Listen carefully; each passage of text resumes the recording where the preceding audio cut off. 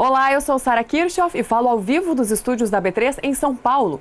E depois de 4 quedas consecutivas, o dólar teve uma forte alta frente ao real nesta quinta-feira, anulando essa queda acumulada. O mercado vem acompanhando os desdobramentos e o esforço do governo em tentar conseguir apoio para a aprovação da reforma da Previdência, mas está percebendo que não vai ser tão fácil assim e está agindo com uma certa cautela. Aí nos últimos dias, especialmente falando hoje, que o dólar demonstrou aí alta frente ao real. Ele também foi influenciado pela queda do minério nesta quinta-feira e a queda do dólar, a alta do dólar hoje, aliás, foi de 1,73%, uma forte alta da moeda norte-americana nesta quinta-feira, que passa hoje para os R$ 3,28 mais 70.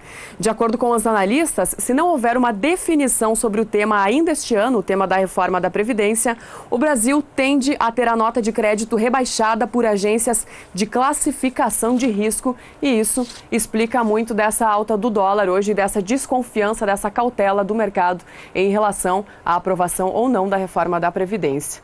Dólar em alta, índice Bovespa em queda no dia de hoje, também refletindo aí a desconfiança do mercado em relação à reforma da Previdência.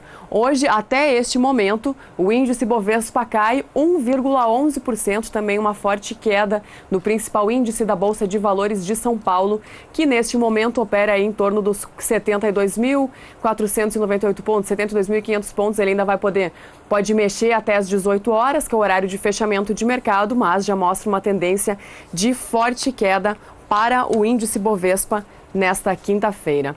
E conforme o mercado já esperava, o Comitê de Política Monetária do Banco Central reduziu a taxa básica de juros ontem para 7%, passou de 7 e pouco por cento para 7%, chegando ao menor nível da história para a taxa Selic e consolidando aí a 10ª queda consecutiva da taxa básica de juro.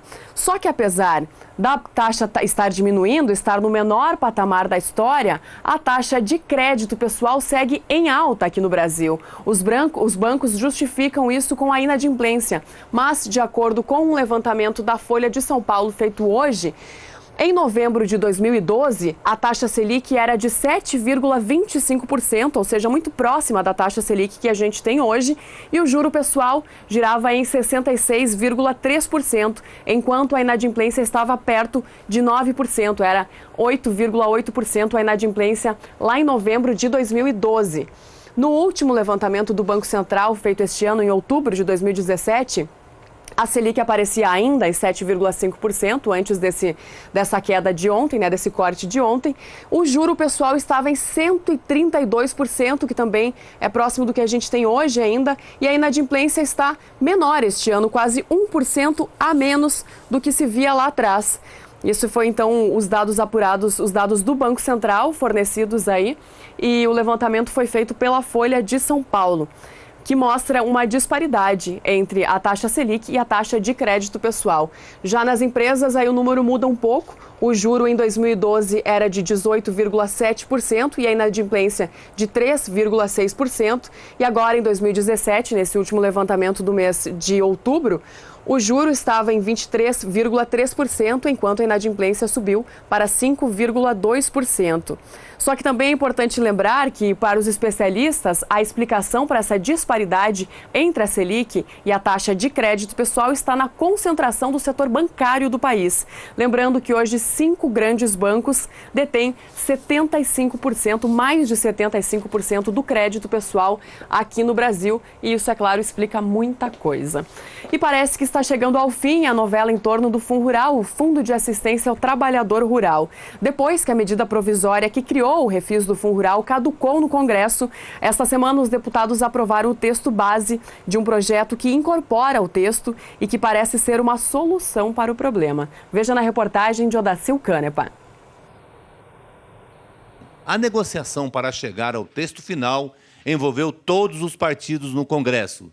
Depois de muitas idas e vindas, na noite de quarta-feira, o plenário aprovou o projeto que facilita a renegociação das dívidas dos produtores rurais.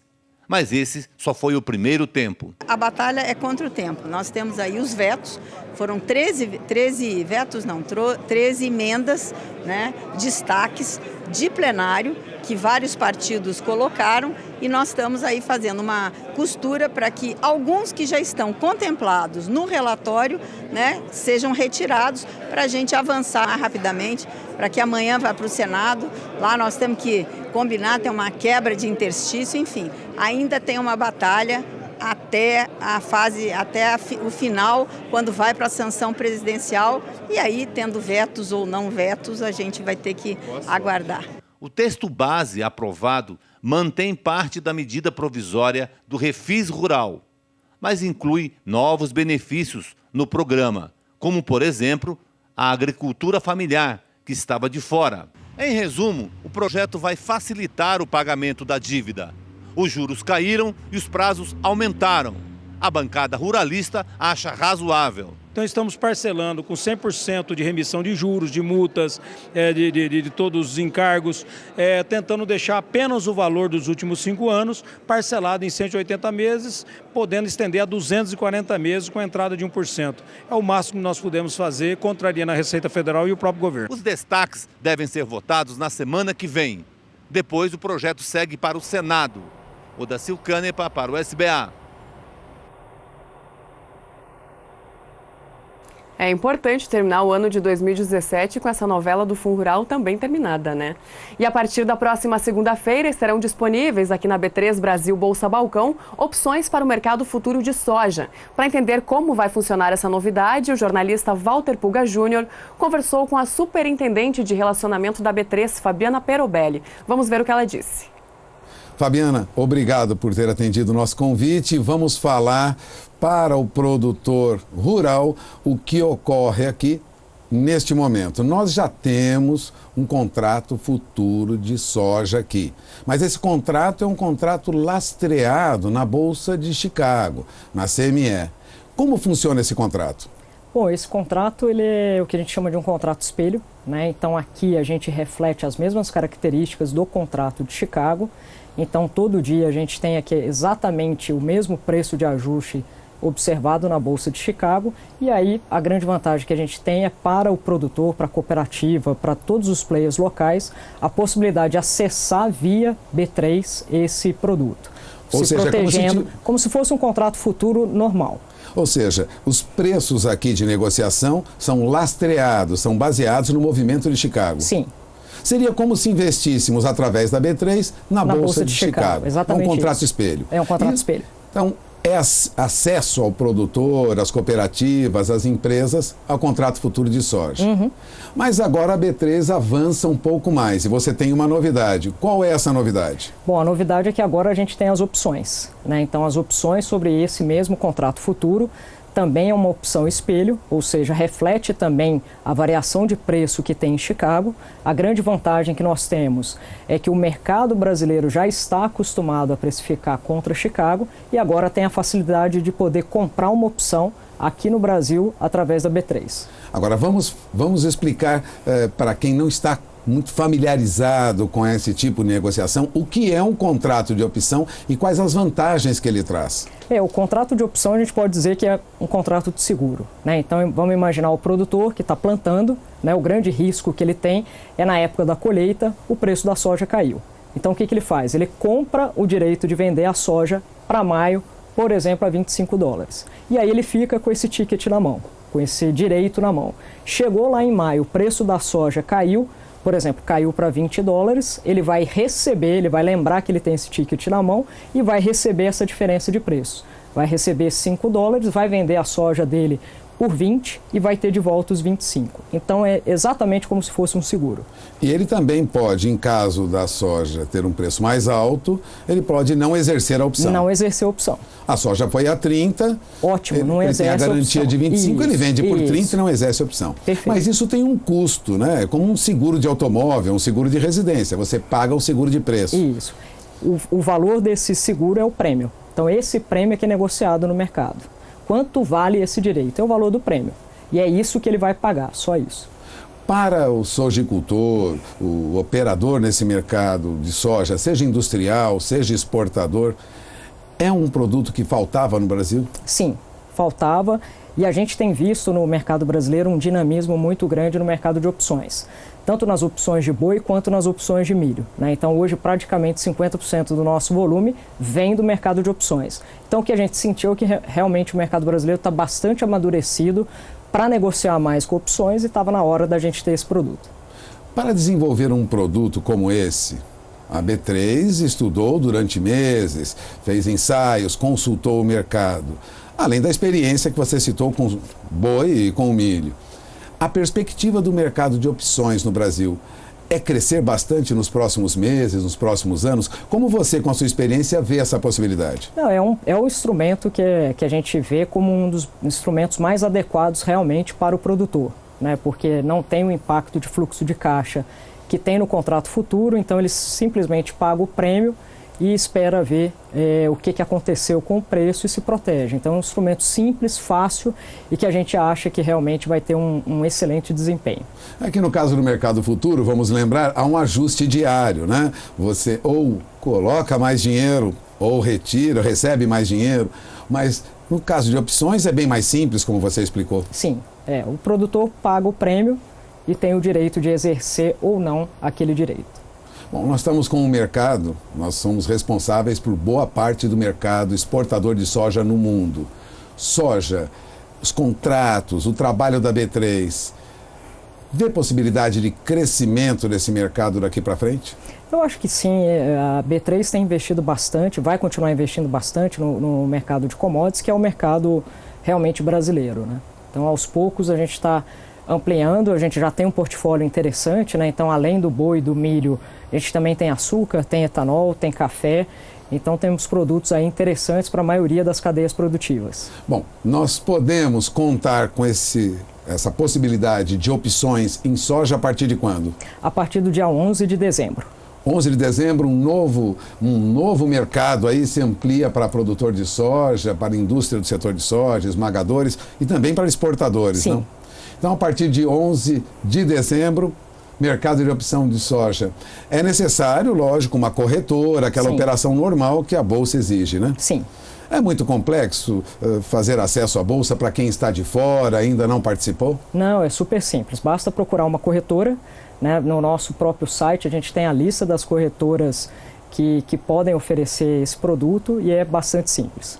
Bom, você acaba de ouvir Fabiana Perobelli. Fabiana Perobelli é conhecida também no mercado como uma das mais, vamos dizer, íntimas do agronegócio brasileiro, vem da turma da BMF, está na Bolsa há muitos anos, conhece o agronegócio brasileiro como poucas pessoas desse país.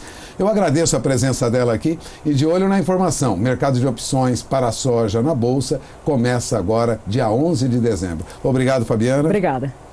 Voltamos ao programa. Mais uma oportunidade aí para o mercado da soja. E você vai ver depois do intervalo aprovado o aumento da alíquota para a cebola importada. E café tem mais um dia de queda nas bolsas internacionais e também aqui na B3 em São Paulo. Nós já voltamos. Estamos de volta falando ao vivo dos estúdios da B3 em São Paulo e o assunto por aqui agora é o café. A commodity teve mais um dia de queda hoje nas bolsas internacionais e também aqui na B3 em São Paulo. A queda do café foi influenciada principalmente na Bolsa de Nova York por causa da alta do dólar hoje frente ao real, o que acaba fazendo com que as exportações fiquem menos atrativas. Lembrando que o Brasil é o principal produtor e exportador do café. Começamos com o café arábica na Bolsa, café robusta na Bolsa de Londres, que também vem sendo influenciado pela entrada da safra no Vietnã, com a promessa aí de bons números e também segue a tendência do café arábica na Bolsa de Nova York muitas vezes. Começamos destacando os contratos entregues em janeiro para o café robusta lá na Bolsa de Londres, que tiveram uma forte queda hoje de mais de 1,5%, com o valor da commodity em $1.730 a tonelada nos últimos negócios. Contratos entregues em março do ano que vem, em queda de 1,2% por $1.723 a tonelada, e contratos com entrega em maio do ano que vem, em queda também acima de 1%, 1,14% por $1.732 a tonelada do café robusta na Bolsa de Londres. O café arábica teve quedas ainda mais significativas do que o café robusta. Os contratos entregues em dezembro caíram 3,20% nesta quinta-feira, uma forte queda para o contrato de dezembro, que passou para $1,20 por libra-peso. Contratos entregues em março do ano que vem, em queda acima de 2,5%, passando para $1,22 por libra-peso, e os contratos entregues em maio de 2018, em queda de 2,41%, por $1,25 por libra-peso. Os contratos entregues em julho de 2018 aparecem por $1,27 por libra-peso nesta quinta-feira. Os contratos do café BMF Bovespa também tiveram quedas bem significativas hoje, e eu começo destacando aqueles contratos que serão entregues agora em dezembro, que caíram 3,38% hoje aqui na B3 em São Paulo, uma queda bem significativa, a mais significativa para os vencimentos de hoje. O contrato de dezembro caiu 3,38%. No ajuste anterior, a saca para este vencimento vinha em $150,35 e hoje passou para $150,10, ou 10 cents a saca. Uma forte queda, portanto, no contrato de dezembro. Já os contratos entregues em março do ano que vem caíram 2,34% e o valor da saca passou para $156,25 no ajuste atual e subiu um pouquinho aí nos últimos negócios. Foram 2.510 contratos negociados hoje aqui na Bolsa de São Paulo para o mês de março do ano que vem. Seguimos para os contratos entregues em setembro, mês referência no mercado do café, em queda de quase 2,5%. O valor da saca, que ontem vinha em $158,70, hoje passou para $154,80 no ajuste atual e ficou acima nos últimos negócios. Por último, contratos entregues em setembro de 2019, em queda de 2,12% por $665,95 a saca no ajuste atual. Forte queda, portanto, para todos os principais contratos, tanto nas bolsas internacionais, o café robusta na Bolsa de Londres, café arábica na Bolsa de Nova York e café BMF Bovespa aqui na B3 em São Paulo. E para saber se os produtores de café vão ter uma notícia boa, pelo menos no que se refere à previsão do tempo, a Juliana Rezende tem as primeiras informações do clima para o programa de hoje, começando com o centro-sul do país. Agroclima, oferecimento Biomatrix, sinal verde para alta qualidade em grão e silagem de milho. Olá, boa tarde a todos. Os produtores de café arábica da principal área produtora do país, que é o sul de Minas Gerais, ainda seguem muito otimistas em relação ao desenvolvimento das lavouras. Agora, a disponibilidade hídrica do solo ainda segue bastante elevada aqui em Minas Gerais. Grande parte também da região centro-oeste segue com índices de umidade que superam os 90%. Nos próximos 5 dias, tem previsão de chuva nessas áreas. Uma área de baixa pressão vai se formar, associado também a instabilidades no alto da atmosfera, que vão conseguir garantir pancadas de chuvas mais fortes entre Mato Grosso, Goiás e Minas Gerais. No Mato Grosso do Sul, no estado de São Paulo, até o norte do Paraná ainda pode chover, mas de maneira bem mais fraca. Agora, nas demais áreas do sul do país, predomínio de tempo seco, uma massa de ar mais seco vai passar a atuar e garantir dias ensolarados. Durante a segunda semana, entre os dias 13 até o dia 17 de dezembro, a chuva mais forte segue concentrada aqui entre o norte de Minas Gerais, Goiás e Mato Grosso. Nas demais áreas do centro-sul, as instabilidades até voltam a se espalhar, só que elas não ganham muita intensidade. Então, segue chovendo ainda nas demais áreas do centro-sul, grande parte da região sul, estado de São Paulo, só que com volume bem mais baixo. No Mato Grosso do Sul, é que o tempo mais firme ainda vai seguir predominando e não tem previsão de chuva. Até pelo menos o terceiro período, que é entre o dia 18 até o dia 22, vai voltar a chover na maior parte do centro-sul do Brasil. Um novo canal de umidade vai passar a atuar aqui entre o centro-oeste e o sudeste. E aí o sul de Minas Gerais, o norte do estado de São Paulo, principalmente áreas produtoras de café arábica, devem seguir recebendo pancadas de chuva, o que segue mantendo a umidade do solo elevada e beneficia o desenvolvimento dos cafezais. Daqui a pouco eu volto com mais previsão do tempo. Combinado, Juliana Rezende.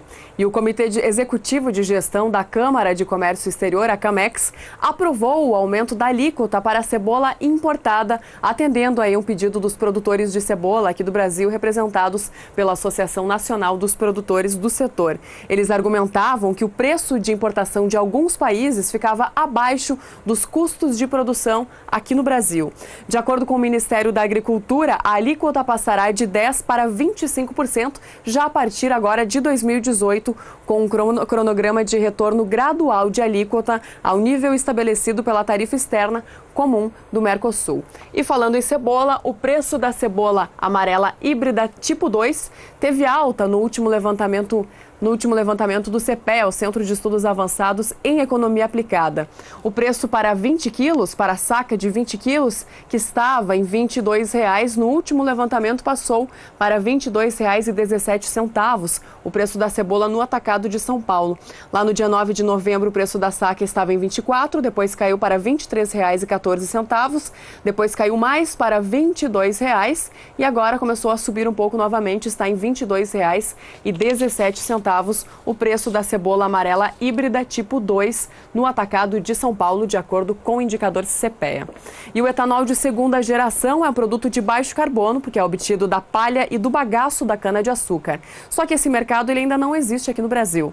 Um cenário que pode mudar com a implantação do RenovaBio. Os detalhes quem tem é o repórter Gustavo D'Angelo. Muito à frente da tradicional tecnologia adotada no etanol de primeira geração, aquele produzido com caldo, o etanol de segunda geração, ou 2G, é feito com resíduos da colheita e do processamento de cana-de-açúcar, como palha e bagaço. O etanol de 2G é aquele etanol que vem da estrutura da planta, né? Quer dizer, a planta produz açúcar, uma parte desse açúcar ela deixa como açúcar na planta, que a gente vai lá e usa para fazer o etanol de 1G, e uma parte desse açúcar ela usa para construir a estrutura da planta. Então, todo o bagaço que tem na cana, por exemplo, é um polímero de açúcar. A ideia do 2G é da gente destruir essa estrutura, quebrar esse polímero, obter o açúcar e aí usar esse açúcar para fazer etanol. Pesquisadores acreditam que o volume de etanol de segunda geração produzido hoje no Brasil é muito baixo. A capacidade de produção das duas usinas voltadas à produção do combustível existentes hoje é de pouco mais de 100 milhões de litros por ano. Entretanto, as duas usinas têm produzido menos da metade dessa capacidade. A Raízen, uma das pioneiras na tecnologia para a produção de etanol de segunda geração no mundo, registrou a produção de 6 milhões e 800 mil litros do combustível na safra 2016-2017 e está em constante busca por soluções que possam contribuir para alcançar o mais alto grau de eficiência. Nós temos a única planta funcionando hoje no Brasil, são duas plantas só funcionando no mundo. Essa planta está operando com mais ou menos 40% da capacidade, ela está no terceiro ano de produção e nós estamos na rampa de aprendizagem agora, devemos em 2 anos atingir a capacidade nominal. Antônio lembra ainda que a tecnologia 2G é fundamental para a evolução da matriz energética brasileira e para a economia global de baixo carbono, já que as operações para sua produção resultam em uma emissão significantemente menor que o etanol convencional. Apesar de ainda não existir mercado para o produto no Brasil, ele acredita que a implantação do RenovaBio pode mudar esse cenário. Todo emprego onde eu emprego etanol de 1G, eu posso empregar etanol de 2G. A diferença do 2G é que ele é um produto que emite menos carbono. Então, provavelmente, ele vai ter um valor agregado maior do que 1G. Esse mercado no Brasil ainda não existe, nós estamos tentando criar agora com o RenovaBio, mas esse mercado já existe na Europa e nos Estados Unidos, e é para lá que esse etanol está indo. Gustavo D'Angelo para o SBA. E ainda falando em biocombustíveis, entidades e produtores ligados ao setor e também a União de Cana-de-Açúcar acredita na aprovação do RenovaBio ainda para este ano. O RenovaBio ele determina o aumento da mistura do biocombustível nos outros combustíveis. Depois que o projeto for aprovado no Senado, o que é esperado já para a próxima terça-feira, a ideia é que ele siga para a votação no plenário na Casa no mesmo dia e possa ser sancionado pelo presidente Michel Temer ainda este ano. Essa é a expectativa, portanto, das entidades ligadas ao setor. O Mercado do Campo faz um rápido intervalo e daqui a pouquinho a gente volta com o fechamento da soja e do milho para esta quinta-feira. Não saia daí. Estamos de volta falando ao vivo dos estúdios da B3 em São Paulo. E a Confederação Nacional da Agricultura e Pecuária do Brasil, a CNA, enviou um ofício para o ministro da Casa Civil, Eliseu Padilha, pedindo a prorrogação do CAR, o Cadastro Ambiental Rural. De acordo com a CNA, algumas regiões ainda não concluíram o cadastro, como a região Sul, Centro-Oeste e Nordeste. O pedido ele foi enviado, portanto, para a Casa Civil e, se não houver prorrogação, o prazo segue terminando agora no dia 31 de dezembro. O Cadastro Ambiental Rural ele é obrigatório para todos os imóveis rurais, conforme previsto em lei. E como é que será que fica o tempo no centro-norte do país para os próximos dias? Quem responde mais uma vez é a Juliana Rezende, da Somar Meteorologia. O plantio da soja no interior do Nordeste segue avançando. Agora, áreas produtoras do Tocantins, Maranhão e Piauí já passam de 60% de áreas implantadas, enquanto que na Bahia as áreas já semeadas passam de 85%. A disponibilidade hídrica do solo segue favorecendo esse início do desenvolvimento das lavouras, porque a umidade do solo já aumentou bastante nessas áreas. Tocantins, sul do Maranhão e Piauí e também grande parte da Bahia já aumentou bastante a disponibilidade hídrica do solo devido às últimas chuvas. Agora, nos próximos dias, tem condições climáticas favoráveis para esse início do desenvolvimento da soja, porque as instabilidades seguem ganhando intensidade aqui no interior do Nordeste, Tocantins e até no Pará. Instabilidades lá no alto da atmosfera seguem garantindo essas chuvas mais fortes. Agora tem previsão de acumulados em torno de 70 milímetros aqui no Tocantins e grande parte também da Bahia. Só que durante a segunda semana essa chuva vai conseguir ganhar mais intensidade ainda. Aí vai ter previsão de acumulados no Tocantins e no Pará de até 100 milímetros. Então é uma chuva bastante expressiva que tem potencial para aumentar a umidade do solo e beneficiar esse início do desenvolvimento da soja. Durante o terceiro período é que a chuva começa a perder um pouco mais de intensidade. Mas mesmo assim ainda segue chovendo nessas áreas produtoras de soja, só que o volume de chuva agora vai ser bem menor. Então essas condições climáticas, pelo menos durante as próximas semanas, em áreas produtoras de soja, tanto do Nordeste como também no Tocantins, ainda segue favorecendo esse desenvolvimento para as lavouras devido à boa disponibilidade hídrica do solo. Hoje eu encerro por aqui a minha participação. Até mais! Até mais, Juliana. E a previsão de um clima mais favorável para as regiões produtoras de soja lá na Argentina acabou pressionando as cotações hoje da oleaginosa lá na Bolsa de Chicago. Os contratos entregues em janeiro caíram 1,07% nesta quinta-feira, passando para $9,92 o bushel. Os contratos entregues em março do ano que vem caíram 1,03%, passando para $10,04 o bushel.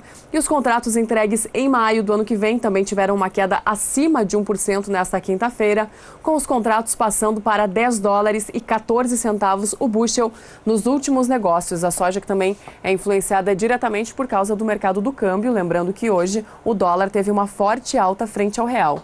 Os contratos da soja para o mês de janeiro, aqui na BMF Bovespa, aqui na B3 da soja BMF, aqui na B3 em São Paulo, tiveram uma queda de 1% hoje. No ajuste anterior, o valor da saca aparecia em $22,10 e nos últimos negócios aparece por $21,88. Já os contratos entregues em março do ano que vem caíram aí quase 1% hoje, 0,98%, e o valor da saca aqui no ajuste anterior aparecia por $22,37, nos últimos negócios aparece por $22,15. Da soja passamos para o mercado do milho, que também reagiu em queda hoje lá na Bolsa de Chicago, mas uma queda bem menos acentuada do que a da soja.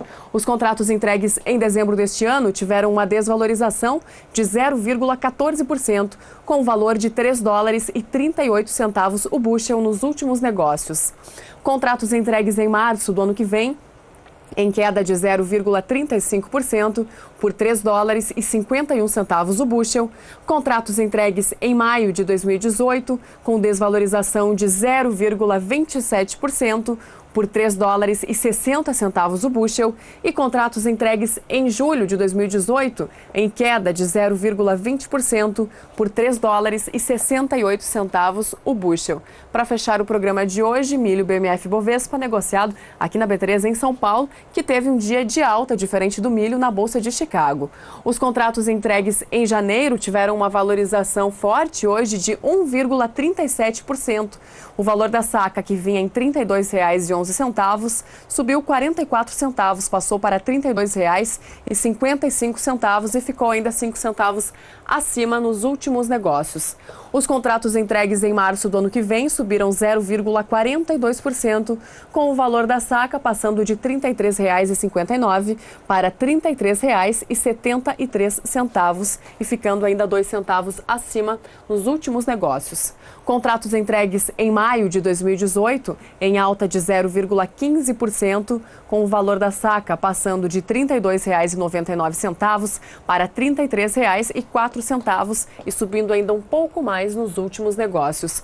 Por último, contratos entregues em setembro de 2018 com 1.670 negociações hoje aqui na Bolsa de Valores de São Paulo, contrato que vem em alta, uma valorização acima de 0,5%. A saca, que ontem estava custando R$ 32,09, hoje passou para R$ 32,26 e ficou 6 centavos abaixo nos últimos negócios. Esse foi o fechamento do milho e da soja para esta quinta-feira, 7 de dezembro. Com isso, eu encerro o programa de hoje, lembrando que eu volto amanhã às 5h35 da tarde. E agora você fica na companhia de Jorge Zaidan e Renata Ferreira no programa Pecuária BR. Uma boa noite para você.